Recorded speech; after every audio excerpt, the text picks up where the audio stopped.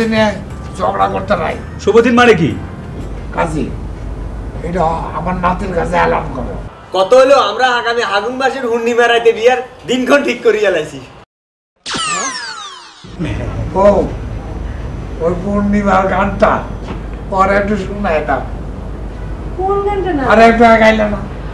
ও ঘুমিয়ে গান পরে শোনায় দাও। আজ এই ফাগুনি পূর্ণিমা রাতে চলো পলায়ে যাই, এই ফাগুনি পূর্ণিমা রাতে চলো পলায়ে যাই।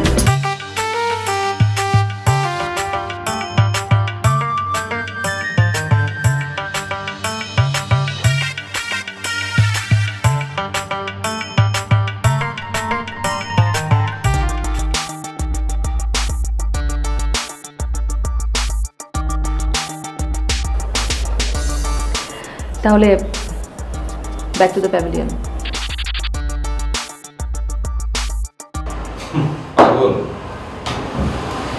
দেখা করছেন তাহলে? আচ্ছা আমি কি করি বলুন তো? দেখা করতে সমস্যা কি বলুন তো? দেখা করলে তো প্রবলেমটা সলভ হয়ে যায়।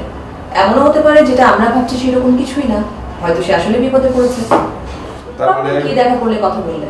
তার মানে আপনি বলছেন ওকে? হ্যাঁ আমি বলছি, লাঞ্চের জন্য বলছি আমি। ওকে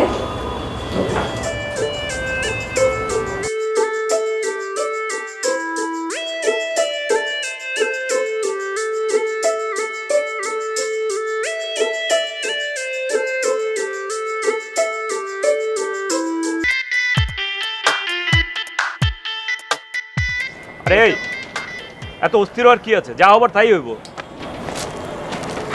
আচ্ছা এই বয়সে তোর নানা যদি বিয়ে করতে না সমস্যা হয় তো তোর সমস্যা কোথায়? আরে ভাই তোরা বুঝতে পারছিস না, ওই মেয়ে অত্যন্ত ডেঞ্জারাস একটা মহিলা। সে তো বিয়ে করছে না, সে কায়দা করে এই বাড়িতে ঢোকার চেষ্টা করছে। হ্যাঁ ঢুকলো, তাহলে তোর সমস্যা কোথায়? আরে ভাই কি বলছিস তোরা? এইরকম একটা পুচকে মেয়েকে আমি নানি ডাকবো? নানি হলে নানি ডাকবি। আরে শেষ জীবনে বিয়ে করে নানা যদি একটু খুশি হয়, আনন্দে থাকে, তা তোর সমস্যা কি? সমস্যা আছে রে ভাই। এই মেয়ে এখনো বাড়িতে ঢুকে সারতে পারে নাই, সে অলরেডি আমার ঘরে যাতায়াত শুরু করে দিয়েছে। কি কস? তোর ঘরে এসে সে কি করে? আরে ভাই কত বাহানা তার, ঘর দোর পরিষ্কার করছে, জামা কাপড় গুছিয়ে দিচ্ছে। এটা তো আরো ভালো কথা, কষ্ট কইরা তোর আর এই কাজগুলো করতে হইব না, বাসা মুছতে একটা কাজের বুয়াও পেয়ে গেলি। আমি তোদেরকে কি করে বোঝাই রে ভাই? প্লিজ তোরা ইয়ার কি ফাজলামো করিস না, একটা বুদ্ধি অন্তত বের কর। কিসের বুদ্ধি? এখন বলছিস কিসের বুদ্ধি না? আরে ভাই এই বিয়েটা কি করে বন্ধ করা যায় সেই বুদ্ধিটা বের কর একটু। আমি কোনোভাবেই এই বিয়ে মেনে নিতে পারবো না। আরে মায়না নিতে পারবি না তো কি করবি? বাড়ি থেকে বাইরে হয়ে আয়। আমি বাড়ি থেকে বের হয়ে যাই আর ওই পুচকে মেয়েটার রাস্তাটা ক্লিয়ার হয়ে যাক। আচ্ছা রাস্তা ক্লিয়ারের কি আছে? ওই বাড়ির সয় সম্পত্তি কিছুই তো তোর না, সব তোর নানার। এখন সে নানাকে বিয়ে করলে অটোমেটিক্যালি সব কিছু মালিক হবে। এই ওই কথাটা হিমু কিন্তু একেবারে খারাপ বলেনি।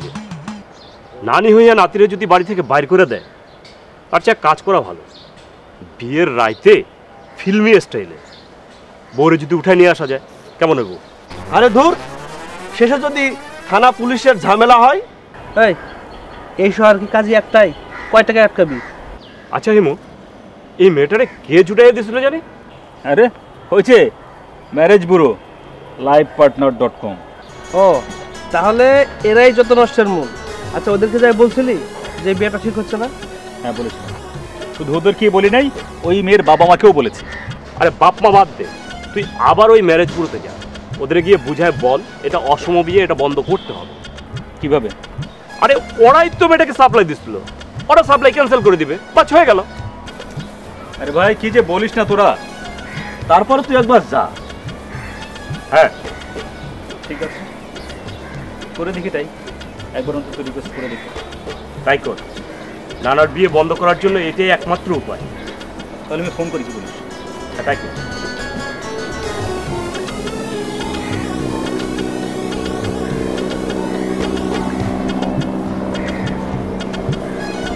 হ্যালো, জি আমি হিমু বলছি। জি হ্যাঁ, নানার নাতি হিমু বলছি আমি। হ্যাঁ ঠিক আছে, আচ্ছা তুমি আসো দেখি কি করা যায়।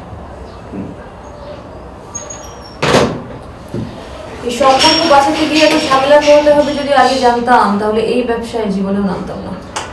এটা ঝামেলা না, এটা হচ্ছে গিয়ে সাইড ইফেক্ট। আর মানুষের জীবন তো সরল রেখায় চলে না, যদি চলতো তাহলে মানুষ আর প্রাণীর জীবনের মধ্যে কোনো পার্থক্য থাকতো না। কি বলতে চাইছেন এখন? কি আর বলবে, সে একই কথা। কি আবার দেখা করতে চাই? হেল্প চাই। কিসের হেল্প? সেটাই তো দেখা করে বলতে চাইলো। আচ্ছা, আপনার কি মনে হয়, মানে জীবনটা কি পুতুল খেলা? বোঝাই যাচ্ছে সে এখনো রিপেন্টেড। So what? আসলে আপনারা তো একটা সময় কমিটেড ছিলেন, তাই না? একটা সময় ছিল, কিন্তু এখন তো নেই। আর আমি তো এখন আপনার সঙ্গে একটা কমিটমেন্টে আছি না? আপনি কিসের সাথে কি কমিটমেন্টের কথা বলছেন? না আমার আর আপনার কমিটমেন্ট, এটা তো নেগেটিভ কমিটমেন্ট। মানে আমরা চাইলে কখনো মানে প্রেম করতে পারবো না, চাইলেও বিয়ে করতে পারবো না। আর আপনাদের মধ্যে এরকম কোনো নেগেটিভ কমিটমেন্ট ছিল না। Past is past. এনিওয়ে, দেখেন না কি হেল্প চাই। হ্যালো, হ্যাঁ আমি আসতে বলেছি ওকে। হ্যাঁ, পাঠিয়ে দাও। আচ্ছা, আমি তাহলে রুমে গেলাম। না না, আপনি বসুন, ওই ছেলেটা এসছে। মানে কি নানার নাতি? কি জানো না? ওর নাম হচ্ছে হিমু।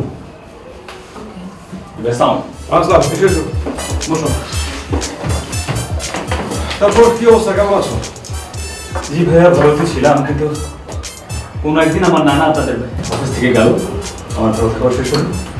হ্যাঁ, আসলে বিষয়টা নিয়ে আসলে খুবই মানে আমরাও খুব বাজে অবস্থার মধ্যে আছি। আমরাও খুবই মানে ব্যাপারটা আমাদের পছন্দ হচ্ছে না। মানে উনি তো সব কিছু ফাইনাল করে ফেলেছেন, বিয়ে ডেট ঠিক করে ফেলেছেন, কার্ডটা ছাপাতে চেয়েছিলেন। আমি আবার ফোন করে বললাম যে থাক, দরকার নেই, লোকে হাসাহাসি করবে। সমস্যাটা ভাই আপনাদের এখান থেকেই তৈরি হয়েছে, তো আপনারাই সমাধান প্লিজ বের করুন। এই সমাধান আমরা কিভাবে করবো ভাই? আমরা তো মানে বিয়ে জোড়া লাগাই, জোড়া লাগানো বিয়ে তো আমরা ভাঙি না।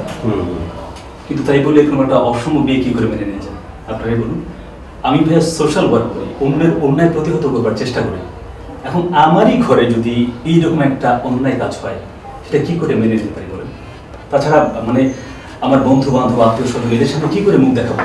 আমি তোমার কথার সাথে 100% একমত। তুমি এসব বিষয় নিয়ে একদম টেনশন করবে না, আমরা এটা প্রতিহত করবো। তুমি এই বিষয় নিয়ে কোনো চিন্তা ভাবনা করবে না।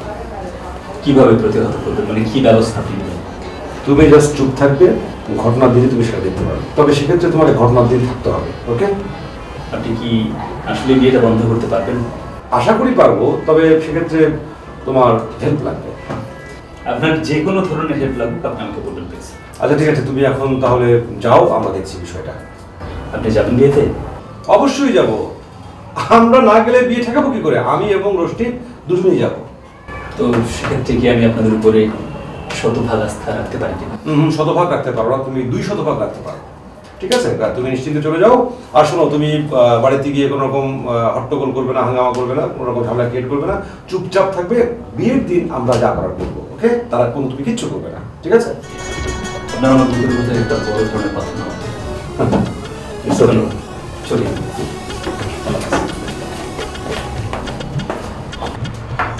কি বুঝলে না? বুঝলাম যে বিয়েটা বন্ধ করতে হবে। ও, আমি তো আসল কাজটাই ভুলে গেছি। কি? জাস্ট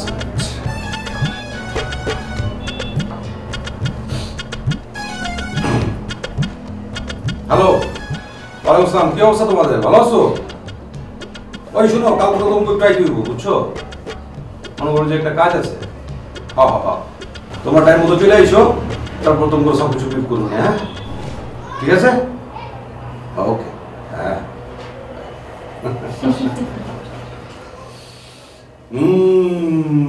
কি বুঝলেন? বুঝলাম। বুঝতে থাকেন। নানি, আমি আপনারা ঠিক বুঝতে পারি না।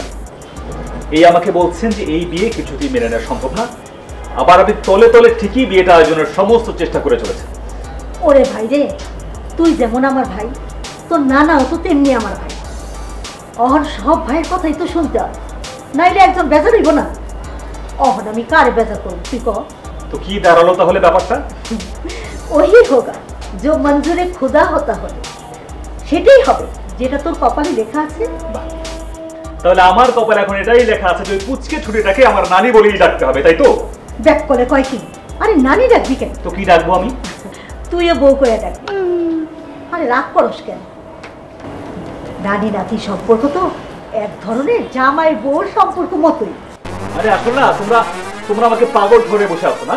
আরে টেনশনের কিছুই নাই, সব ঠিক হয়ে যাবে। কিভাবে ঠিক হবে বলো তো? আগে বিয়াটা হইতে দে, তাইলে সব ঠিক হয়ে যাবে। তোমার সাথে আমার আসলে কথা বলাটাই মানে অর্থহীন, কোনো লাভ নেই তোমার সাথে কথা বলে। বিয়ে হলে তো হয়েই গেল, তাহলে আমার এই এত কষ্ট করে দৌড়াদৌড়ির ফায়দাটা কি?